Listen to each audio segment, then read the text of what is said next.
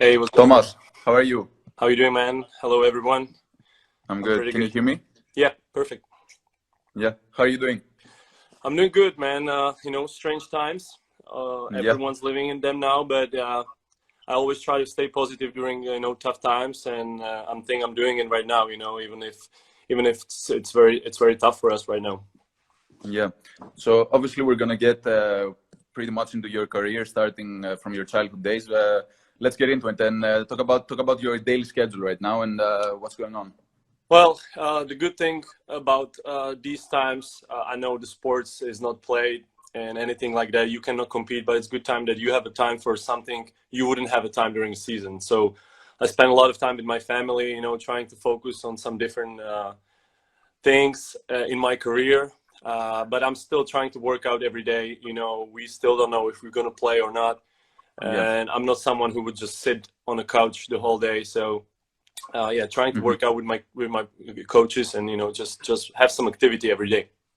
Yeah. As you said, there hasn't been a final decision on what will happen with the NBA season, but it seems that they're doing everything they can in order to bring the NBA back. There Yeah. have been many scenarios about how the NBA will return. Most likely, it will start in late July. hmm In some scenarios, your Bulls could sneak into the postseason. How would you feel about that? And which scenario would you like to see if, in fact, the NBA comes back? I mean, it's still open, right? Yeah. Still undecided. There's a few scenarios. If we would actually be able to play for something as a playoff, that kind of changes everything because it gives you some motivation. It's tough for a player, especially the player who has a family. Imagine being 2 months separated from your family and just play like 5, 6 games and be done with Yeah. it. So definitely the first scenario you talk about is the most accepted, but it's still hard. A lot of players have different situation. Um, it's not an easy question. I mean, not an easy decision, and that's why they were waiting for so long. Yeah, the next question is also the next season is also in question about when it will start. Most scenarios say that it will begin on Christmas Day. How would you? What are your thoughts on that going into next season and starting it on Christmas Day? Yeah, I think it's difficult to imagine being without a game, until December, Yeah. until this year being basically without games. So that kind of changed your perspective also on being able to come back to finish the season because no practices, no workouts can make it up for the games. We are Hmm. competitors and we want to compete against everyone. But yeah, it's tough. But I think basically they decided to do that because they want to bring safely the fans into the arenas, and they are the Hmm. biggest part of our game. And I think it's logical, but it could be very tough for each player to prepare for this season. Yeah. Yeah, we'll obviously get back to the NBA and your Chicago Bulls later on. But first, I want to take you back to your childhood days, growing up in Prague. What do you remember from the day you fell in love with the game of basketball? The days you were playing Yeah. basketball as a kid. Well, so I'm from a sport family. We had a lot of athletes in our family, especially playing volleyball. So I kind of Hmm. always fell in love with team sports, and especially that involves not basketball, but I mean ball in general. So all the Yeah, volleyball, handballs, football. I used to love it, but I think basketball was for me like most dynamic game, and I fell in love with that pretty quickly. I always play with the older players, that helped me later on in my career, and I basically professionally I only started to play basketball, and I kept with basketball until now. So it was pretty easy decision. yeah, but correct me if I'm wrong. In the Czech Republic, it's far more common to play other sports like football and Yeah. volleyball, tennis. How did basketball come in the mix for you? Well, you're absolutely right. We are a hockey and a football nation. Maybe basketball is third sport right now after the success we had in the World Cup. Last summer. But uh, Yeah. I mean, volleyball was in our family, and it's pretty close to basketball. And my father's pretty tall, so I probably had the conditions, to play basketball Mhm. well. And I don't know. I just fell in love with Michael Jordan, and it was the biggest reason. I didn't care Yeah. if it's popular or not in our country. Mhm. At what age, at what time did you thought of playing professionally basketball, like having a career and doing that as a living?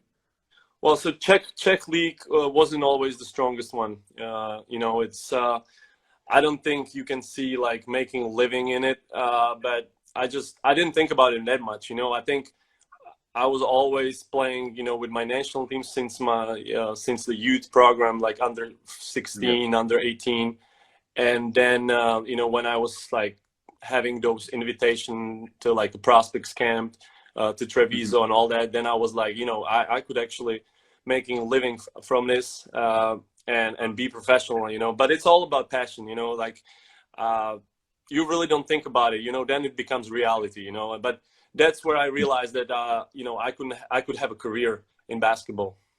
Yeah.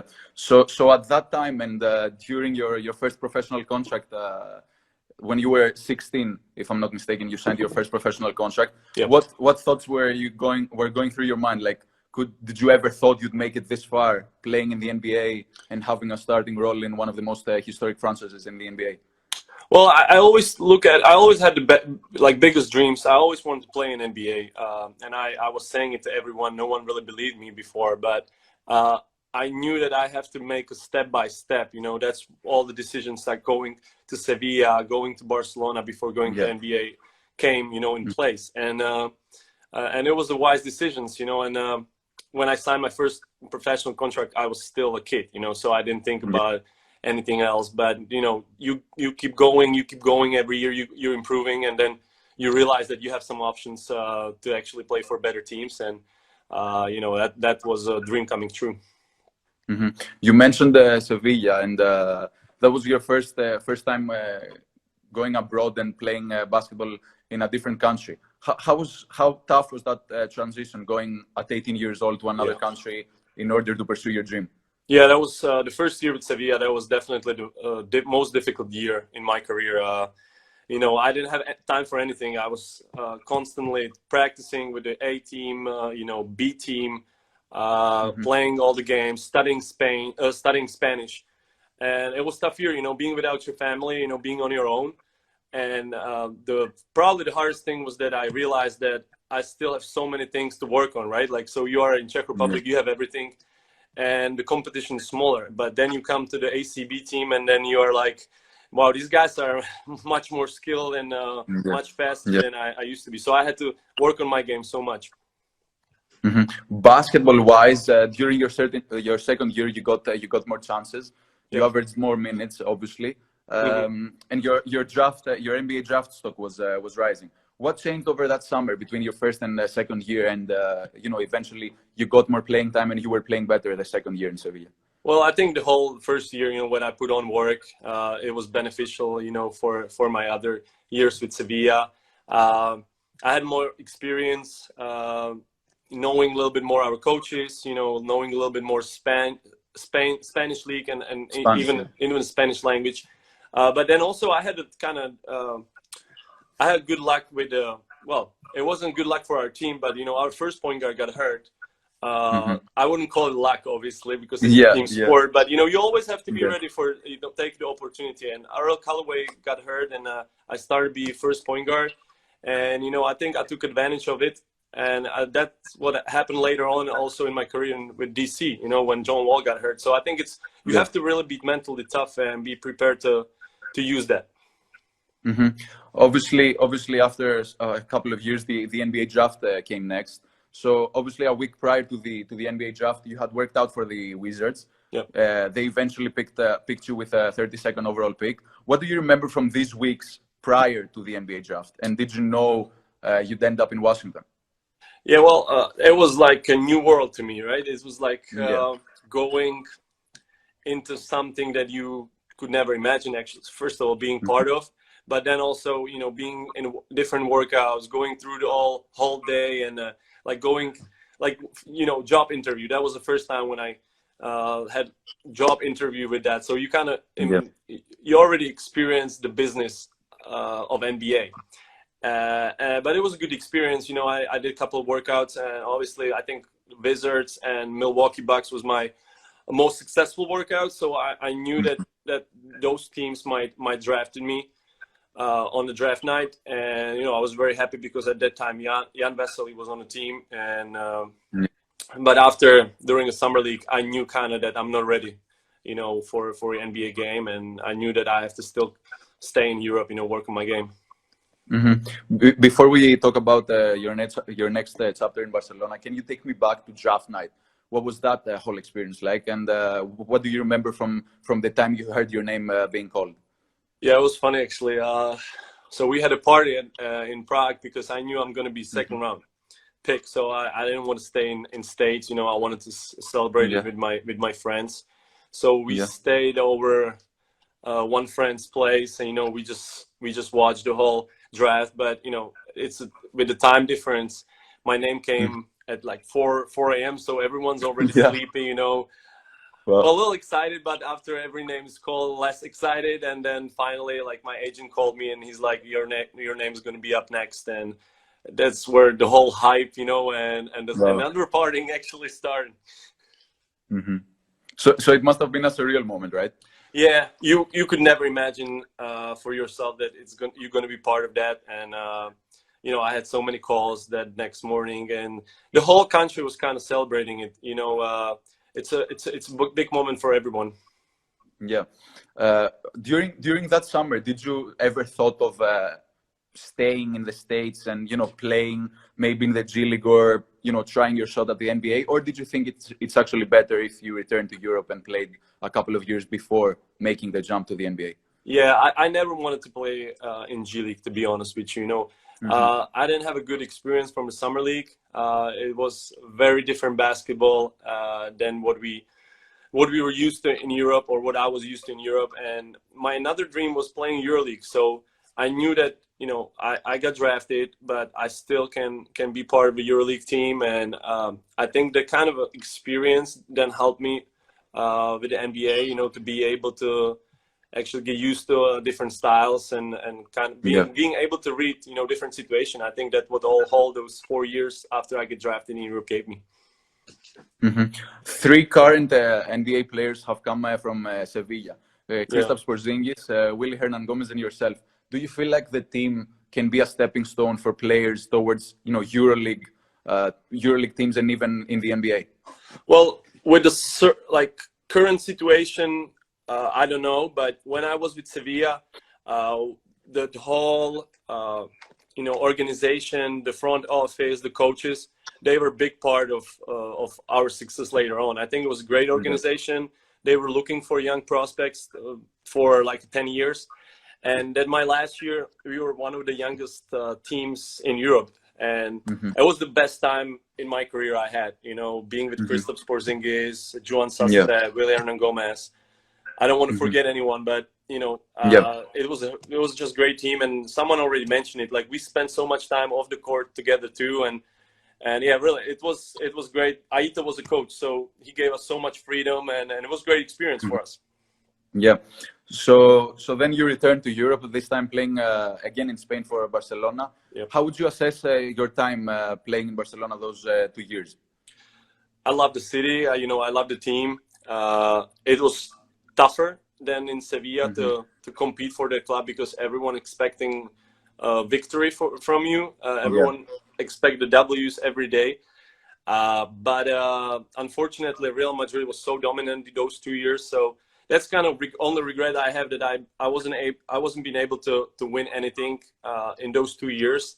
But it gave me so many experience. Xavi Pasquale, also my favorite coach. It was different. It was a very organized game, but it was fun to being like part of this historical team with Juan Carlos Navarro. With all those stars, and it was also another huge step in my career. How would you assess Coach Pasquale as a coach, because you mentioned him? Well, I know you're asking because he was in Greece, so that's called your attention. I understand. Well, I like him a lot because he's a very devoted coach, hard worker. He cares a lot for the team. He has a good relationship with the players. Sometimes it's tough to play under him, because I went from Aita when I had all the freedom in the world, I went to the team where every play was kind of called, and it has a different option, but he runs it a lot. But I didn't mind it after all. It just I use this as a help.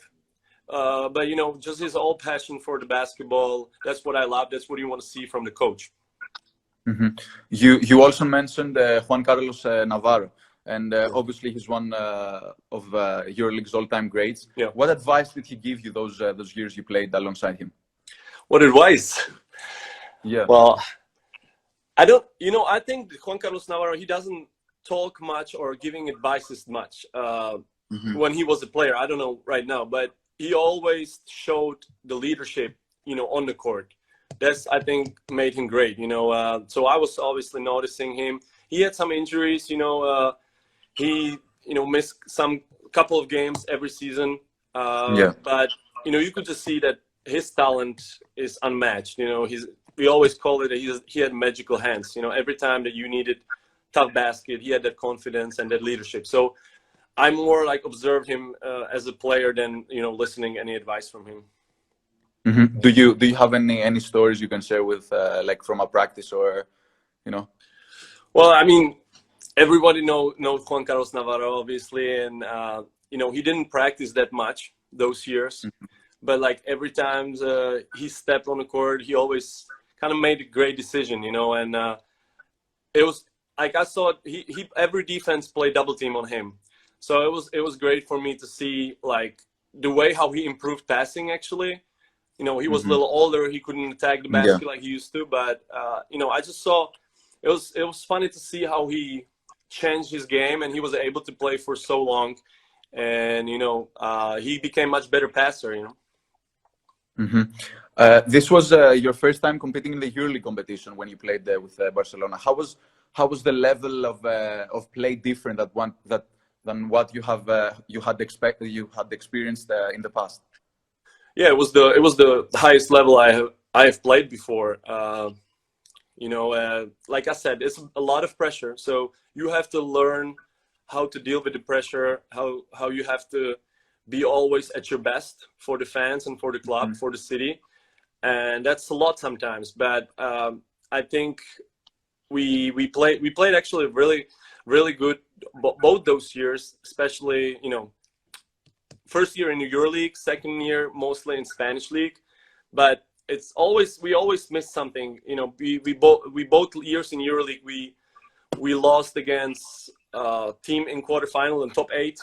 Against Olympiacos my first year, second year against Lokomotiv Kuban, and it was always I remember it was just we suffered a lot after that lose. It was a big deception, but I think the level we played in and playing like again around the best players, it was great to see that everyone has their own responsibility now. So your playing style obviously when in Barcelona reminded me a little bit of Dimitris Diamatidis' playing style. Was he one of the players you studied and implemented your game after when you were in Barcelona? Yeah, I actually started to kind of observe him, started noticing his game when I was with Sevilla, because our assistant coach, Diego Ocampo, showed me some of his highlights. And, he's tall point guard, so that height already reminds, him of me. Obviously, he's one of the best passers, so I don't want to compare, or like one of the most legendary players EuroLeague. I don't want to compare myself to him, not at all. But he had some of his things that I try to use. He's got amazing length. I actually remember I wasn't that of a good shooter, so I have one story with him. Like he was one of the best defenders, but he lets you shoot when he thinks that you are the very bad shooter. So my first year, he was like 3 meters from me, and it drove me crazy because I knew I'm not such a bad shooter, but he used his experience and he knew how to play with you also mentally. And I just remember I had a horrible game because I was thinking about it too much. But he was such a smart player and with a lot of experience, So obviously after your time in Barcelona, you eventually made the jump to the NBA. You signed a 3-year contract with the Wizards. How did that feel when you fulfilled your NBA dream and 4 years after getting drafted? It was amazing. I think I felt ready at that time. I was at my best, probably in my career. So I felt like now is the time to go there, try to use it as my, to my advantage. What I didn't expect that every European player has to go through a tough first season. Let's say, okay, Doncic probably didn't go through tough season because he was already a star and he's unique. But every other player, I would say, they have to go through some tough moments, because it's a very different game. And for me, what was tough was that I was one of the most important players in Barcelona roster at second year. And then, I had to start from the beginning, NBA. So it was very tough. But at that time, when I signed the contract with Wizards, I felt like that's my best basketball years and I'm ready to make another step. Yeah. So then even though you didn't play that much during your second year, you ended up in a team that actually made the Eastern Conference semifinals. What did you learn that first year in Washington, even though you didn't play as much compared to the following years? Well, I felt like I'm an Alice in Wonderworld, right? Like, so you are going to every arena that you watch on TV. You're experiencing to play against the best players in the world that you have never met on the court. So it was kind of shocking at the beginning. But then I realized that you actually have to take them as a normal rivals because those guys, they know how to use it to their advantage. When they see that you are scared of them or like you are still surprised that you are in the NBA, they will kill you literally. So like after a couple of months, I was more focused. I didn't take it as a something new, and I was a part of the great team. Like you said, we made it to the semifinal of Eastern Conference, the Game 7 against Boston. And I didn't play much of that playoffs, but it was a good experience just to be on the bench, noticing the playoff atmosphere, the playoff style of the game. And I think it gives me a lot of also experience. Yeah. So then your role eventually in the second and third year of your career in Washington, your role changed based on the fact that John Wall was sidelined due to his injury. You made the most of it. How did you improve your game these 2 years? And did John Wall help you in any way? Well, I became much better shooter. That was what I worked the most during the summer after that first year. I started working with Stefan Weisenbeck, which is a shooting coach, who is a coach in Bamberg. And we started work together and my percentage went higher. And that I kind of knew that if I'm able to make those shots that I'm open with, it gave me more minutes on the court. And then, like I said, the injury of John Wall gave me that opportunity to be a starting point guard, and then I just took advantage of it, I believe, because that's what all NBA is about, being ready and take that first opportunity that comes. And, I think that first year was a big struggle, like a little bit like my first year with Sevilla, when I kind of questioned myself. It was a good decision to come here. I'm not playing much during my best, probably basketball years, but I think it made me stronger mentally, and I was ready in the second year. Yeah. Since you played mostly the point guard last season and the year before, do you prefer playing as a point guard or as a combo guard, as a shooting guard? Well, that's a question I've heard the most, probably over 4 years. I think my mentality and my DNA is a point guard because I always practice as a point guard, and my coaches always try to show me how to make the best decisions and make your teammates feel the best around you. And that's always my mentality going into the game. But then obviously basketball has changed, and everyone can play in different positions, and it gives you the versatility that you use in a game. So you have to be able to play there and play without the ball, and being able to make a different read. So nowadays it's very different. It's very important if you are able to play on different positions. So obviously we talked about your time in Europe, your time in Washington as well. Let's jump into and talk a little bit about Chicago, because obviously last year you agreed on a 3-year deal with the Bulls. Yeah. What was the reason you decided to join Chicago's team? Well, I felt like that would be best conditions for me to have a big responsibility on the team. Obviously, DC had John Wall under his contract, so I knew I'm not going to be able to have a bigger role when he's coming back. And then I felt like it's time for change. I felt like it would be great to try it. It's a different team in NBA. See it a little bit how the things are in other clubs, and actually Chicago gave me the best best deal there was, and it was actually no brainer when Chicago actually came with that offer, because Chicago was one of the most important, and when I was growing up I watched that team a lot, so it meant a lot to me. Did you consider any other offers, or once Chicago came, it was a no-brainer to sign? Well, with there was always rumors, but what I did, I didn't kind of think too much about it. I just let my agent do the work, and once he called me with that option, I knew there would be a very tough to match any other offer, and Washington had so I was a restricted free agent, so I waited if DC will actually tie the offer. They didn't, and I was actually happy I'm going to Chicago. So for those, so obviously for those who don't know, this for your first time was the NBA season. You had a legitimate starting role. How do you assess your individual performances this year? Well, it was a lot of up and downs. I'm never very satisfied after my years, and I think it was a lot actually for my first year. It was amazing what kind of role I had from the beginning. They really took me as a vet. I'm second oldest guy on the team with 28 years old, so that was great. What kind of respect I had from coaches and from the players, and I really enjoyed that. But I wasn't that effective like I was with DC. I had a very tough summer before that. I don't want to sound like those are excuses, but it was tough because the whole new team was new too.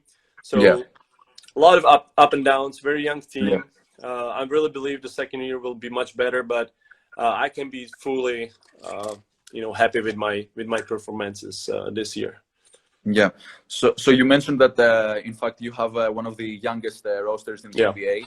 So even if you're currently in the 11th seed in the Eastern Conference with a 22-43 record, what does the future look like for the Bulls, given the fact that you have one of the youngest cores in the league? Well, I think the project looks really good and really bright. I mean, we had some new changes in the front office that I love.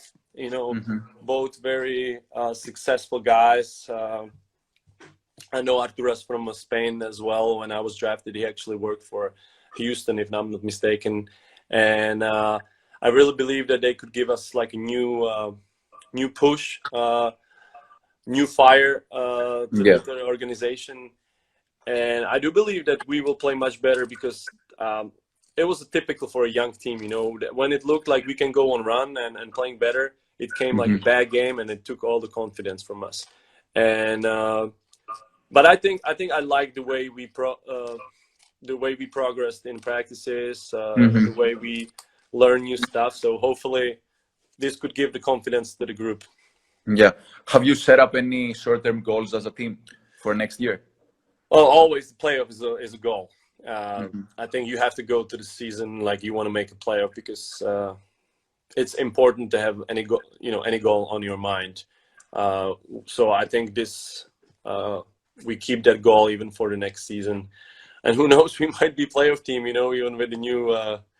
I know we couldn't be happy for that, but with the new formula, if you want to play we might get in the playoff. But now let's hope the next year we are in between the 8 best Eastern teams, and we definitely have to play better for that. Yeah. You've played 60 games next to Zach LaVine this season. What's your relationship with him like, and could you describe him as a player, what it's like playing next to him? Well, first of all, he surprised me a lot from the beginning. I didn't know much about him, obviously, what kind of person he is, but he always seemed to me on the court like, well, I will say arrogant superstar, but he's such a nice guy. He's funny. And I think we had a good relationship from the beginning. He's not only an athlete or dunker. He can do a lot of things. he still works on his game. You know, he still can make better reads, but he had an exceptional season, all-star level for me. And we, fortunately for me, we had a good relationships on the court. You know, we had a lot of backdoor scouts. We had a lot of, you know, two-man situations where we kind of like had a good chemistry there, and I loved playing with him. I gotta ask you though about his dunks. Has he done any crazy dunks in practice that you were like, oh my God, I cannot believe that he did that? Yeah, and it looks so effortless, you know, when he does that. And so he was thinking probably that he might go to the dunk contest since it was in Chicago. And he do some stuff that you don't believe that he used only 2 steps before that, right? So yeah, his athletic ability is it's of this world. So we might see him again in a dunk contest. Well, I hope so. He would rather be in an all-star game than in a dunk contest. Yeah. We talked about Zach, but also since he also comes from Europe, and you guys share some characteristics. Talk to me a little bit about Lauri Markkanen and his growth as a player. Yeah, I think it was a tough season for Lauri. You know, he got injured after a little bit. He had some good stretch, but I think his game was also, or like his performances was a little bit up and down as well. You know, because I think he, like myself, we were struggling with the shot. But he's so much potential, you know, tall guy, strong, who can you know, dribble, he can rebound, actually go coast to coast, like all of us. You know, he's very young, that needs to work on some decision making on the court. But like I said, like his potential is amazing, and it's tough. You know, he's 23, 22 years old. Yeah, it was his third season in NBA, fourth maybe. And everyone had so much expectation from him because he had an unbelievable season before. And it's tough sometimes. You have to go through a season that when you don't play like you would imagine or like you would expect from yourself. But I think he'll be fine. He's a hard worker. He's in the gym a lot, so he'll be fine.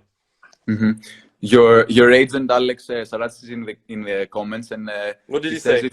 He says if you've spoken to Scott Brooks lately because he says hi.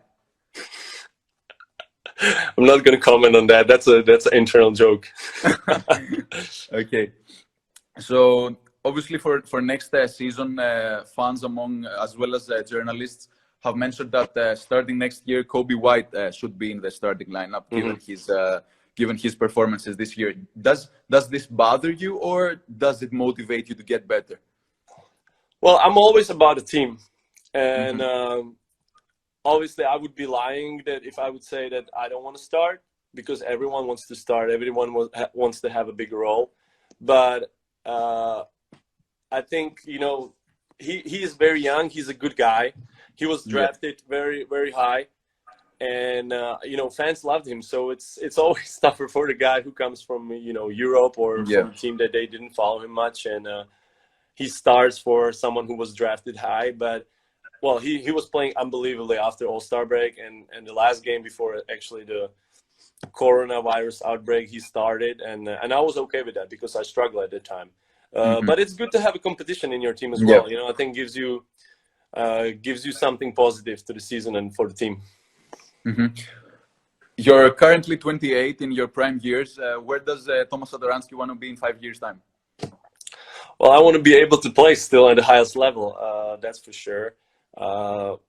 I think the game will kind of change for me. You know, I've seen it from so many players that they have to actually adapt the body for the style of the game. They're not jumping or running fast like they used to. But I want to be able to actually, like I say, play at the highest level. You know, I always look at Manu Ginobili. Like that's my biggest probably idol in basketball, and doing what he was able to do and when he was 40 years old, that's just unbelievable. So it would be great to at least try to play like he did. In some of your past interviews, you've said that you would like to return at some point in the Spanish league in the future. Is that still one of your goals? Yeah, I think so. I think Spain is such a big part of myself, of my family, of my wife actually, who lived with me there for over 5 years.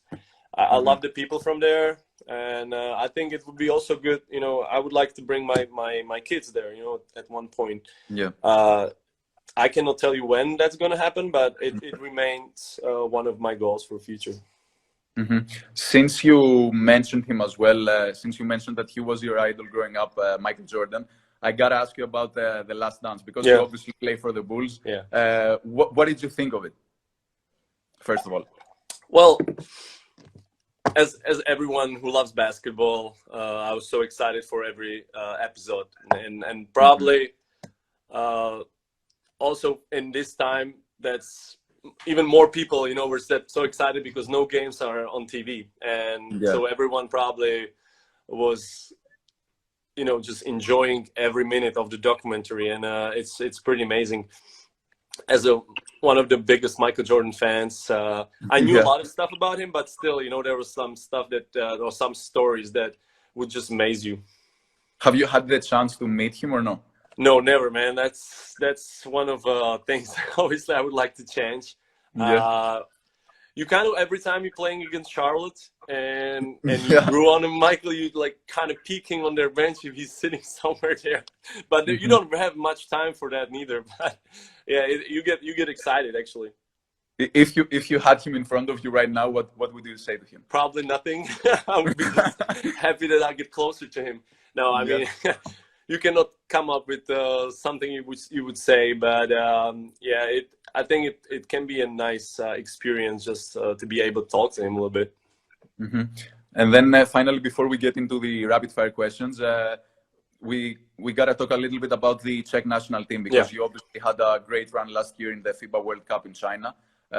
What do you think the future looks like for the team, given the fact that Jan Vesely will hopefully be there in the future, because last year he couldn't play due to his injury?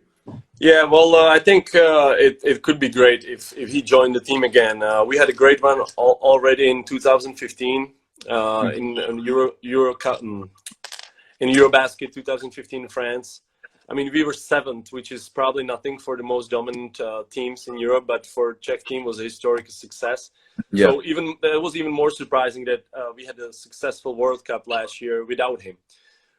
Sometimes that gives confidence to other players, or they feel more responsible for the team because they have a bigger role. But I think we will be definitely stronger with him. And it could be very interesting. Unfortunately, everything was set for another year, or how to say, it was moved to another year, the qualification for Olympics and the Eurobasket that we actually host. But I think if we still keep the group, it could be nice 2 years for this generation. Okay, so let's get into the rapid fire questions. Okay. Can you describe Kristaps Porzingis with 3 words? Kristaps. Okay, so I would funny. That's the first for sure. I don't know if it's one word, but Family Guy. You could use that. Yeah, he's all about family.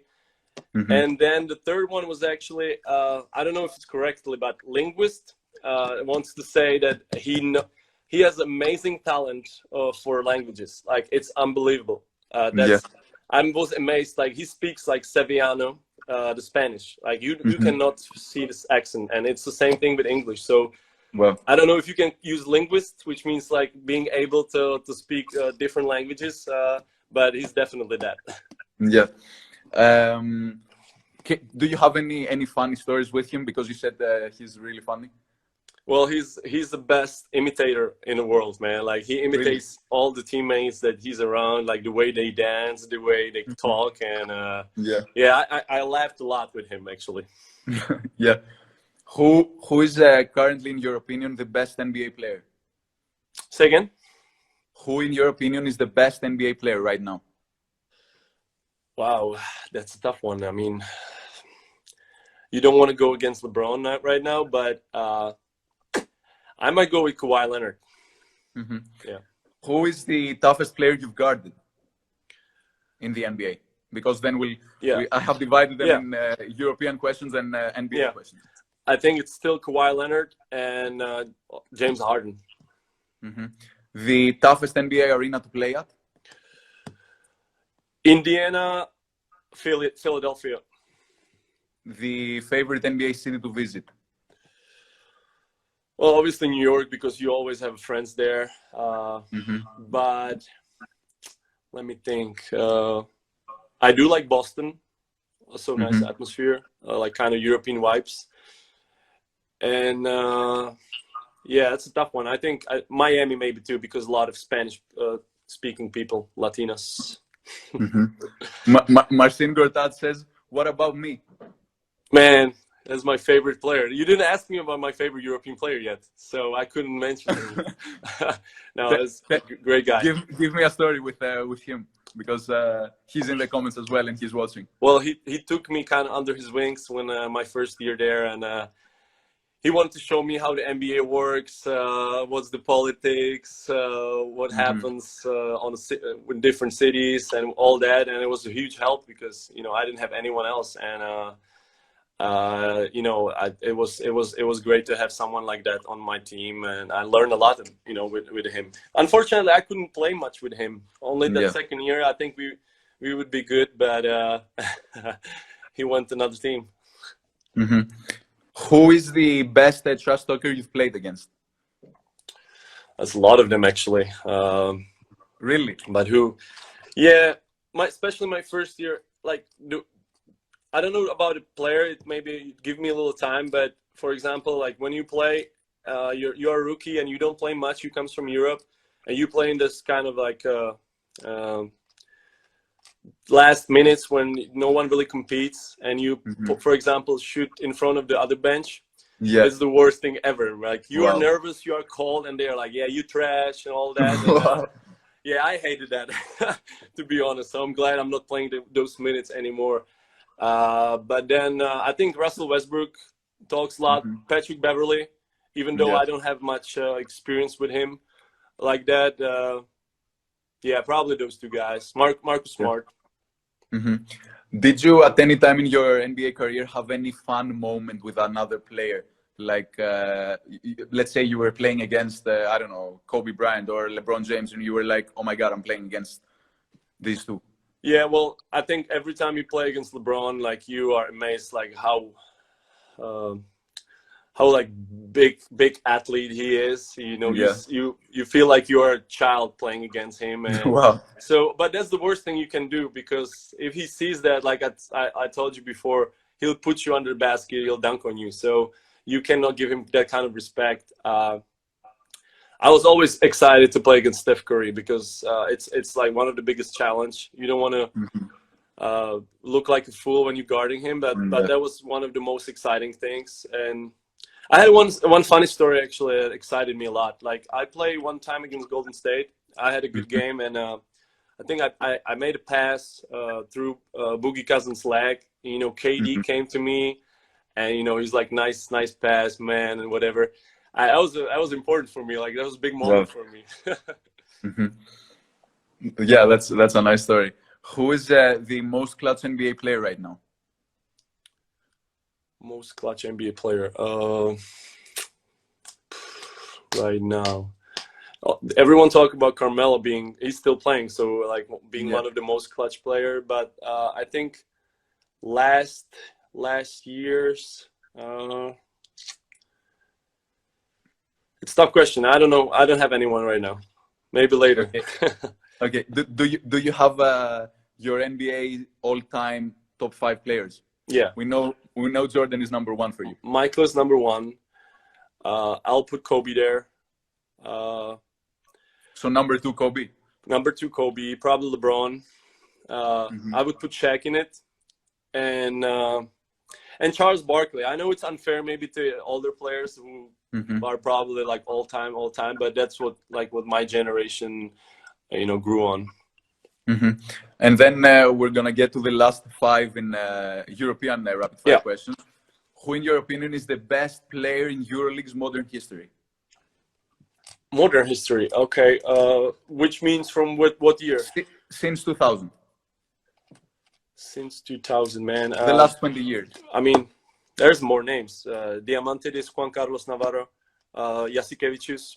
I think those 3 would be there. Spanulis, man. I mean, there's so many names. Like it's difficult to throw one only. Mm-hmm. Who is your current favorite EuroLeague player to watch? Well, I have a lot of favorite ones, but I'm very excited to see always the game of Vasily Micic.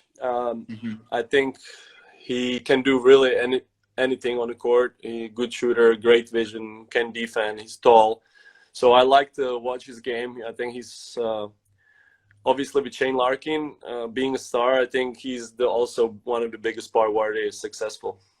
Mm-hmm. Who was the toughest EuroLeague player you've guarded when you were playing in Europe? Mike James, probably. Yeah, that was really tough. And we had a lot of games against Real Madrid, and it was the toughest. And I hated him, but I know him personally now. He's a great guy, but I hated him playing against him on the court. Sergio Rodriguez, he was such a tough to guard. It was so tough to guard because he had all those tricks and very good one-on-one player as well, using the screens. Yeah, it was tough to guard. Who is one EuroLeague player you'd love to see play in the NBA? Jan Vesely, probably. It would be. I have more reasons, selfish reasons. It would be great to see two Czech guys in the NBA, and I know he could be on that level definitely, easily. But he feels very comfortable. I know you had actually an interview with him, and he'd like to go there. So I'm looking forward to that, Jan. You have to keep your you have to keep your words. Yeah. Jan though has played in the NBA in the past. Is there anybody else from Europe who hasn't played in the NBA and you'd love to see play in the NBA? Oh yeah, okay. So well, everyone talk about Sergio Llull always. I think he would deserve to play there. Probably like Vasily Micic would be also a good player to be here. And now Facundo Campazzo, I think I would love to see him, his craft in the NBA team. And then the last one is who was your best EuroLeague teammate? Okay, so that was 2 years. There was a couple of my favorite one is probably Brett Olson, who was with me both years. One of the funniest guy ever, and he's the guy who actually talked the most trash, and he's being your teammate. Like he lets you know about everyone else. If everyone else like break your ankles or make tough baskets, against you, he doesn't. So during the game, he talks trash to you. No, he doesn't have your back. You go to bench, and he lets you know about it. So that was actually funny. But I love that kind of relationship between teammates. It's fun, and I had a good time with him. Was he also talking trash in practices? Yeah, all the time, man. It's like, and the worst thing, like every time you went at him, he was like, "Man, I'm too old now, like slow down." But he's still let you know about it anywhere else. Yeah. Well, thank you so much for joining us. That was it. I truly appreciate you coming on. Yes, thank you for having me, man. Yeah, absolutely. Fun. Absolutely. Right. We'll talk soon and make sure to stay safe. Appreciate you too. Thank you, guys.